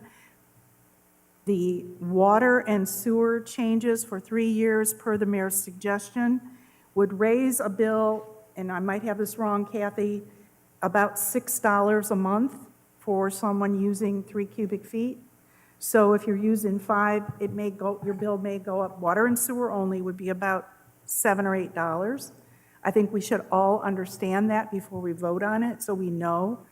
But I just want to make sure that if we need to have more people to do all this extra work, we should have those honest discussions. If we don't, great. Mr. Oswald. Thank you, Mr. Chair. I wanted to continue with what I was trying to get to. So like what Mr. Sayers said, we got an expense in treating all this water, and we're losing this percentage of water. So as soon as we can figure out that we can save that water from getting lost, we're going to be in a better position. How long can you foresee? Is this going to be like 3 years we could get this problem solved? Is this 5 years that we could get this problem solved? Because it's no easy task. So we still are on down the road, correct, in getting this taken care of? Once we get the study back, we're going to look at it. We'll all talk and come up with a plan based on what we think we can afford. And, come back to council for approval, have to get everything designed. So you're talking, Kathy would know better, probably years. Am I correct? In the financial plan, through you, Chair, in the financial plan that Black and Veatch put together with the rates that were proposed, rate increases, we do have some work on the transmission mains included in year 2, 3, 4, 2 and 3. Year 4 and 5 is where the bulk of the work would take place. We won't know exactly what that work would entail until we get the plan, the results of the drone run. But we do know that there's work that does need to be done on the two smaller mains. And as Mr. Jacobs said, one's already 120 years old. And actually, it's the one that's younger than that one that needs more work, but go figure. But we do have funds put into the model to cover that for work. The work will not take place in 2025 because that'll be the planning year. So we may be able to do some work starting in 2026. Thank you. Director Panofsky. Thank you, through you. Addressing Councilwoman Sawerka's concern about additional staffing, I don't see the need for additional staffing with the change in the credit card fees. That I think we're still the same terminal, still the same transaction. I think once we can change the contract and set that up with the vendor, I don't see a need there. I suppose I could see if we have to track late fees and some additional tracking there and collection efforts there, I could see potentially that being necessary. However, we've already got it broken down into geographical zones, and then we could break it down further into type of customer, if you will, commercial, multifamily, residential, that kind of stuff. And I would envision that the late fee would simply be added on to the following month's bill. So, you know, yeah, so I don't know how much difficult that would be, because I have a couple of tenants and every once in a while they're late. And so I get a landlord bill and it says, hey, you missed your payment. So adding that fee, I would think that maybe we could probably set that up pretty easily with New World and otherwise. So I would hope that that would be minimal at most. And as far as the $5 go, I would say, number one, Ree and Associates, they did this study back in 2019 that was presented to council at that time. Their suggestion for where we should be rate-wise for sanitation in 2025 is $11 and some more in change, so $11 and some change. So $5 is less than half than that. And I would say I appreciate the, you know, considering percentage, that usually is illustrative. But I would say at $5, part of the reason why it seems like a large increase is because our sanitation rates are about $28 now. So comparatively, it doesn't quite compare with the water rates percentage-wise. It's a smaller amount. In total, it would be $60 for a year if somebody's not on homestead, and a little bit less than that if they were. Just so everybody, you know, we think about it in that way as well as we can consider. Director Pileski? Thank you, Mr. Chair. So the last time that sanitation rates were increased was January 1 of 2020. So we're coming up on 5 years. So over the last 5 years, we probably had, I don't know, wages increased by 15%. We've had gasoline go way up, dumping fees. And if we would have just done 3% a year for the last 5 years, we would be getting to right where we're trying to get now. So it seems like a high percentage, but sanitation, I'm telling you, it's in trouble. Mrs. Soroka? Thank you. Through the chair, I agree, Mr. Pileski, except in this study recommendation that we are using as a guidestone for this, it also had multiple suggestions for reducing our costs, which we have not done. So I would ask the question, since January 1 of 2020, what have we done in terms of reconfiguring refuse recycle routes, reducing brush, or bulk pickup? We haven't done those things. And I know we're looking at them, and my point is I cannot, in good conscience, vote for an increase until we have done that. I don't know how my other colleagues feel, but I, for one, think we need to take a look at these other factors that have been brought to us before. We can't just keep adding an additional amount. I agree, we haven't increased it for 5 years. It'll be 5 years, but we also haven't changed how we do it. And so that's my point. What I will do, and I would ask Mrs. Mitchell to chime in on this, as she is the chair of utilities, is we'll take a vote on water sewer for 3 years at the provided rates that the mayor recommended in conjunction with Kathy. And then we'll take a separate vote on sanitation, because I'm with Ted. We have to do something, and because we're going 3 years and not 5 years, we can revisit this in 3 years. So, Mr. Stewart, please. Just before you make that call for by Ms. Mitchell, so to Director Pianowski, can you tell have we implemented any of those in regards to the bulk? I know we just kind of authorized the rerouting, trying to figure out what's the best solution for that. Is there any of that out of the 2019 that you have currently done, or we have done it all, or is that still in the balance? The suggestions in the report from 2019 have not been instituted. They were suggestions to cut costs. I believe that the rate increase, as I read the study, was still suggested, even with, you know, looking at those as options as well. We are willing to look at all those things as options. I do have a meeting with that same consultant this Friday to talk with them about updating the report to use current information. Thankfully, the same individuals who worked on that report are still with the company, so I'm hopeful that that's something we could accomplish within the first 6 months. I think that we need to look at our current operations, which are very much appreciated by the community. I think there's pros and cons to both, bulk pickup, leaf pickup, branch pickup, recycling. There's a lot of things to consider there. I think that our community need is large enough that, some communities have eliminated a day of pickup and it costs savings there. Frankly, I don't know that we're capable of doing that with 17,500 residences that we pick up at. I mean, at some point, we have to ask ourselves, do we have more trucks and more drivers and more routes, but we do it less days? We have to evaluate those things, and I think that starts with assessing whether our routes are efficient. We've had a lot of growth in certain sides of town, so some of that. So I think that's the first step personally. We're certainly willing to look at those other things, but I think those suggestions, if they were instituted and you wanted to use them as some criteria for this consideration, that should have been done in 2020 as well. So I mean, I think we're at a reset point, but to Finance Director Pileski's point, we're in the red. And so this $5 isn't meant to necessarily save the world of sanitation. It's meant to put us back, as I've described to you in some of the emails, in solid footing as we look at future decisions. Which are those decisions?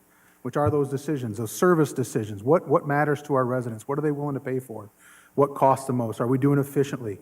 We drive around and look for piles of branches instead of having some type of reporting system. And so is that efficient? I don't know that it is. So I mean, different things that we need to look at, but this is a long-term question that's been ignored for a long term.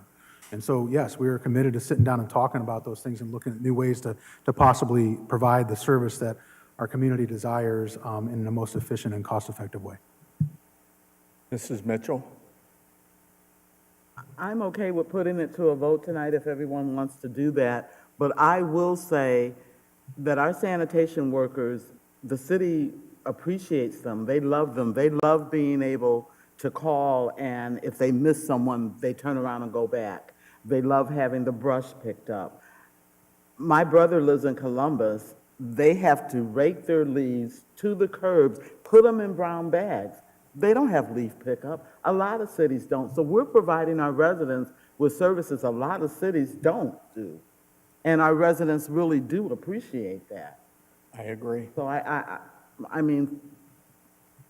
Well, how about then we start first with water, then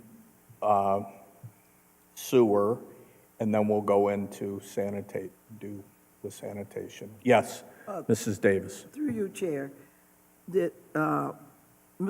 Pileski, did you say you were going to talk to the consultant company again about sanitation? No. Yeah. Yes, through you, Mr. Chair. I'm looking dead at him. Yes, I've reached out to the same entity that did the consultation report that I've shared with you in 2019. I think that it was very comprehensive, and I think that a lot of the issues they reviewed at that time are current issues. And so my request to them is going to be, can they update that to reflect really the numbers of today, costs and otherwise, and any other information that might be relevant. But I think that report was solid, and so I'd just like to see it updated so that we can use that to make a decision. I'm going to ask them if they can have that to us by June or July so that we can digest it and make some plans for the future. But, we have a lot of things to consider, but I think you all know, if for instance, we said we're not picking up branches any longer. I know you guys are going to get phone calls, and we have to evaluate that. I mean, where does the service start and where does it end, and how can we afford it, and all those types of things. So there's a lot. It's not an easy question to answer. There's a lot to consider, and they would be helpful in doing so. That is my plan. I think it's Friday I'm meeting with them.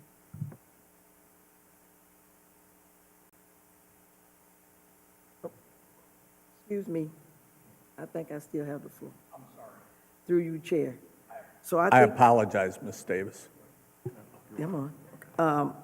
I think we do need to talk about sanitation.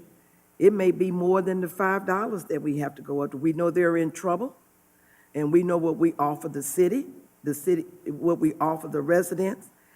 I don't think we need to rush into talking about sanitation, we need to talk about it another time. Give ourselves a chance to look at this report that we had from 2019, and we need to come back and talk about it again and kind of feel so the residents are going to see what we're talking tonight. Let's see if we can get some information or hear what they're saying to us about the increase of sanitation. We know we're going to increase the water, hopefully the 3 years, and the sewer, but I want to The say sewer, more what's- about sanitation. The sewer, what's proposed is actually a reduction. Okay. Yes, please. Through you, Mr. Chair, I would just like to hear from Director Pileski about, in the event that any adjustments to the sanitation rates come later rather than sooner, what that means as far as the account continuing to run in the red, what you see as far as potential fallout from any audit, because you would know better than I would, but I would imagine that would not be, it would be less than a good thing. Through you, Mr. Chair, yes. Well, the biggest thing is that the union is now negotiating their new work contract. So all of the employees at sanitation are in the union as far as the route drivers and what have you. So there would be increased costs with that, and we're already, expenditures are already exceeding revenues. So we're not accumulating any cash to buy trucks. And as I mentioned before, we purchased 5 or 6 trucks with governmental fund money. So we still got 2 to come in, and that'll be paid with ARPA money. But the condition's going to get worse because wages are going to go up, which rises pension costs. Healthcare costs are going up, so it will get worse. Thank you. I'm going to bring it to a vote. I'm going to bring it to a vote. I'd rather us vote on it. Mrs. Mitchell. Thank you, Mr. Chair. Through you, that's what I was going to say.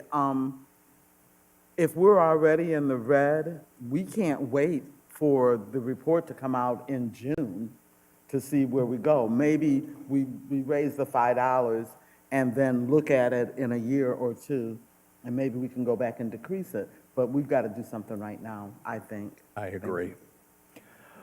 Okay. What I'm going to do, the law director is writing up the first committee report.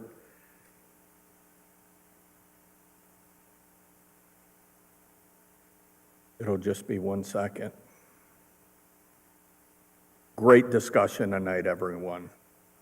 From council, mayor, finance director, for our team, really outstanding. I appreciate it. Kathy, again, great job. Okay. All right, so there's water. So if it's effective, and I'm saying this,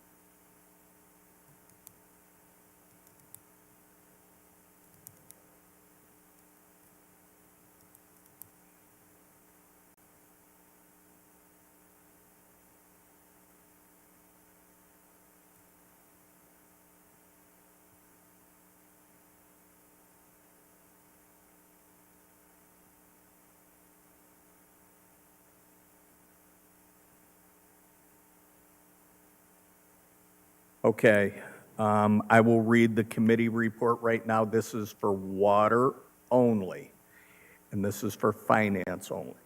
It's for both committees, but we have considered the matter of water rates for years 2025, 2026, and 27.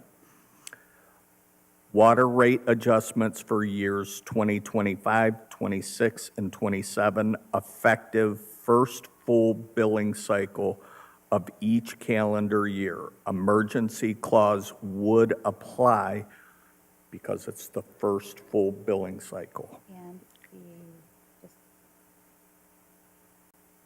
water is. And through you and to Ms. McKillips, Ms. Connor, just to clarify, the adjustment is 15.25% each year. Is that correct? Okay. So it's the same each year. Okay, thank you. Can I get a motion from Finance? So moved. Second. Motion's been made and properly seconded. Question. Question's been called. All in favor of the motion, use a voting sign. Aye. Aye. Opposed? Nay. One nay. Okay.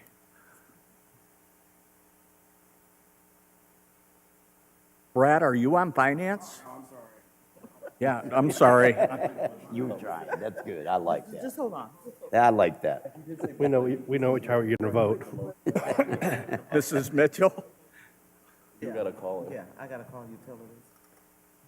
Are you ready? Yes. Can I get a motion from utilities, please? So move. Second. It's been moved and properly second. Question. Are there any questions? Question. Question. All those in favor say aye. Aye. Opposed? Nay. Motion carried, one nay. Okay. She's doing sewer now. Just one second. We'll pass it.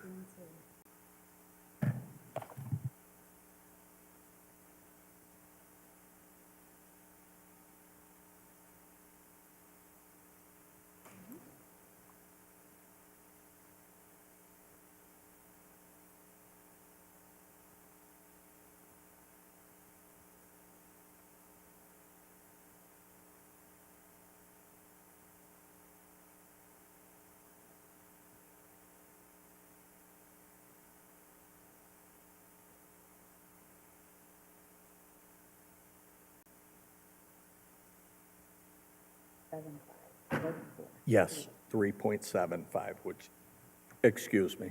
Mayor? It is 3.75, but I don't know if it needs to be included about the homestead, because we were including homestead in with that. Well, it's homestead on everything, but the. Yeah, it's homestead on everything.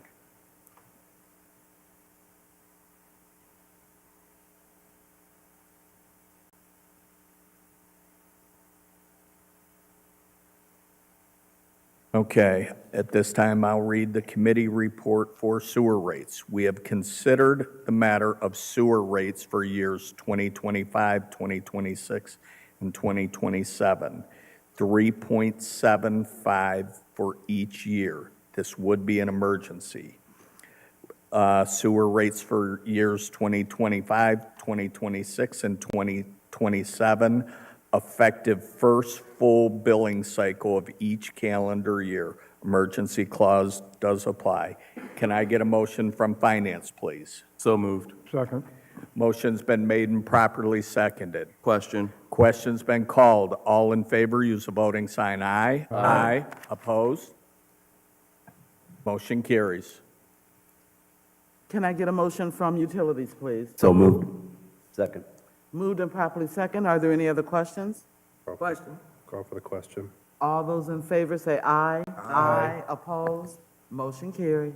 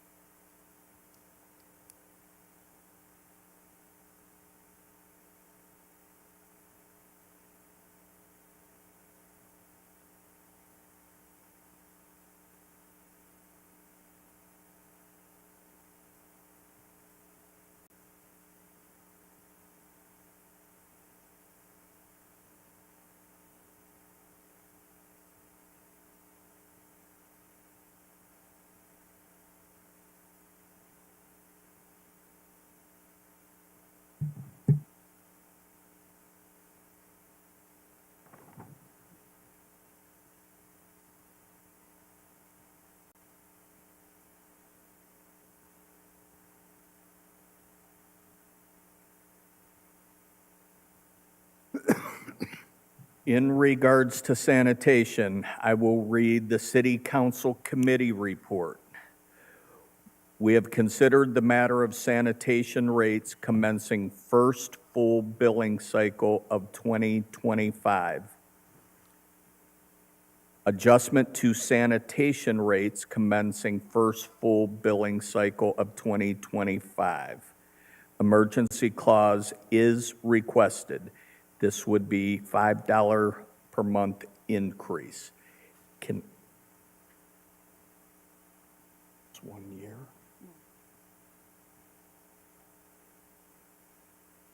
Okay. Yeah. Okay. Can I get a motion to approve from So moved. Finance, please? So moved. Second. Motion's been made and properly seconded. Question? Question's been called. All in favor, please use a voting sign. Aye. Aye. Aye. Opposed? Nay. 2 nays.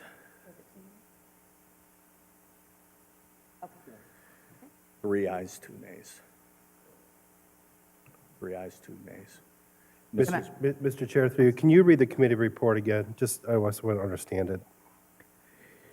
We have considered the matter of sanitation rates commencing first full billing cycle of 2025. Adjustment to sanitation rates commencing in the first full billing cycle of 2025. Emergency clause requested, $5 per month increase. And at this point, can I make another question? Is that just for 1 year? Or is that going to be for the 3 years increased over the 3 years? Through you, Mr. Chair, and please across the way, jump in. So it will be $5 Increments. more going forward, but it has not been requested that it would then additionally increase in 2026 another $5, and then again another $5. So it's not going to be reduced after the first year, but no, it will stay at the, $28 and change. Is that what it is after 5, or that's what it is now? That's what it is now. Okay, so no, it would be at then the 33, thank Right. you, yes, until and unless it is addressed again. Is that how everyone understood it?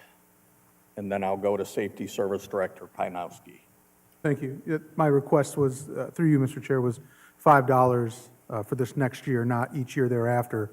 The hope would be that we would address some things, and whether we need to adjust that up or down, we would have a better idea. But the $5 is simply to make us sustainable in 2025 while we make some of those decisions and adjustments. Thank you. Does that make sense to everyone? Yes. Through you, Thank Mr. Chair, it will not be automatically reduced unless, at the end of 2025, until and unless council were to make that as an overaction. Right. Correct. It is to increase the rate by $5 going forward.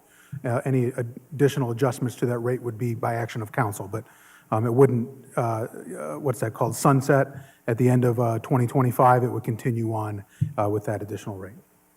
Thank you. Mrs. Davis.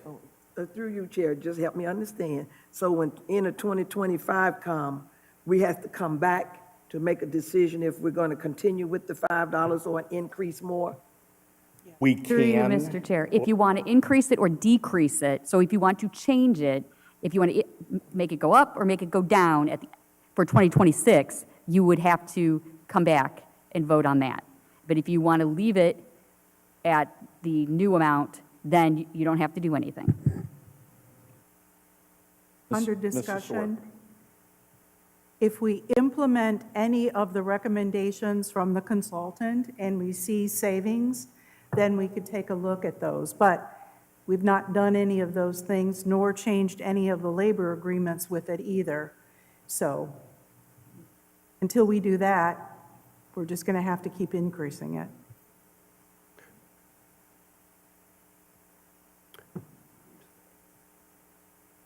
We have, Finance has taken its vote. It's now Mrs. Mitchell. So can I get a motion from utilities, please? So moved. Second It's been moved and properly second. Are there any other questions? question. All those in favor say aye. Aye. Opposed? Nay. 2 nays. Motion carried.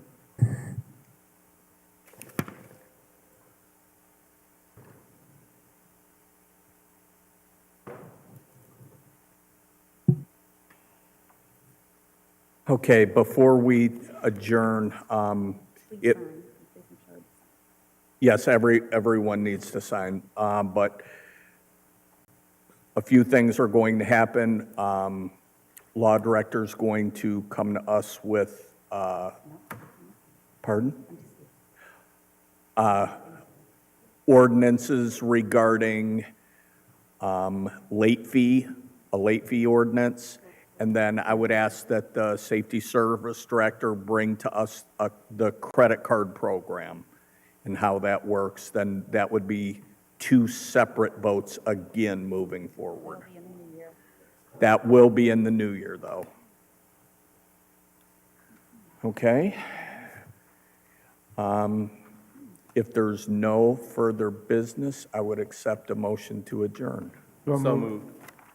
Second. Motion's been made and properly seconded. Question. Question's been called. All in favor, use a voting sign aye. Aye. Opposed?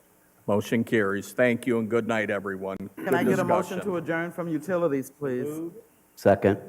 I gotta wait. It's been, A couple more yet. it's been moved and properly second. All those in favor say aye. Aye. Opposed? Motion carried. Don't leave until you sign, please.